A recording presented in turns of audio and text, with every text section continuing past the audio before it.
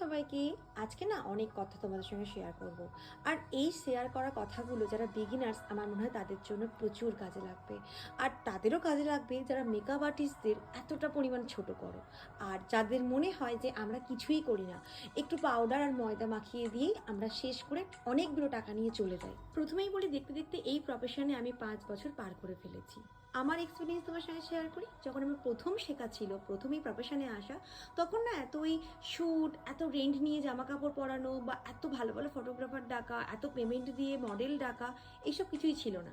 একটা ভালো দেখতে মেয়ে, বাড়ির কোনো সুন্দর শাড়ি, আর এর কাছ থেকে ওর কাছ থেকে যাদের নতুন বিয়ে হয়েছে, এই মাথার পাটাশি হবে, এই গয়না হবে, এই বিয়ের ওড়না হবে, এইসব চেয়ে চিনতে একটা শ্যুট হয়ে যেত। সেটা বর্তমান সময়ে গিয়ে দাঁড়িয়েছে একটা স্টুডিও নিয়ে, ভালো ব্যাকগ্রাউন্ড নিয়ে, ভালো মডেল নিয়ে, ভালো ফটোগ্রাফার নিয়ে, ভালো ড্রেস রেন্ট নিয়ে তোমাকে শ্যুট করতে হবে, তবেই তোমার কাজ সবার চোখে আসবে। তার কারণ শিখছে তো সবাই, তুমি আলাদা কি দেখাতে পারছো তার উপরে তো ডিপেন্ড করবে যে তোমাকে কেন তোমার ক্লায়েন্ট চুজ করবে। কারণ ক্লায়েন্টও যে এখন চুজই হয়েছে। তারপর আসে, আগে তো একটাই ব্রাইড থাকতো, ডেটে একটা কাজ ঢুকলে সে কি মজা। আর এখন একটা ডেটে মনে হয় 25টা কাজ ঢোকে, তার থেকে বেছে বেছে যে কটা লোকেশন আমরা পৌঁছাতে পারবো টাইমে, সে কটা লোকেশন বেছে নেওয়া। আমরাও চুজি হয়েছি। দেখো, ডেটে কটা কাজ নেবো তার থেকে বড় কথা তুমি তোমার টাইমটা মেনটেন করছো কিনা। তোমরা একটা বলে চারটেই বসো, সেখানে দোষটা কি আমাদের থাকে? তাহলে সময়ের দাম তো সবার কাছে আছে।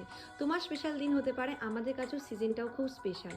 ওই যে পেমেন্টটা আমরা তুলি না, তারপরে আমাদের সারা বছরের এই খরচটা থাকে, সেটা কবে বুঝবে? যাই হোক, সেসব কথা বাদই দিলাম। তোমাদের ভরসায় কিন্তু আমরা সেইখানে চলে যাই, তো তোমরাও সেই ভরসাটা রেখো, টাইমটা মেনটেন করো।